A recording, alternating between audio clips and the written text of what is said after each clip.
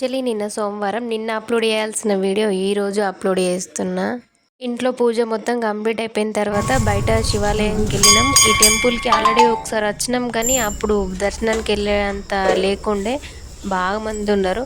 అప్పుడు దర్శనానికి వెళ్ళాక రిటర్న్ వచ్చేసినాం. తర్వాత ఇక అప్పటి నుండి ఏదో ఒక రోజు వెళ్ళాలని అనుకుని క్యాన్సిల్ అయింది. ఈరోజు ఇక శ్రావణ సోమవారం కాబట్టి ఈరోజు వీలైంది. ఎట్లయినా వేసి వెళ్ళాలని చెప్పి అనుకున్నాము.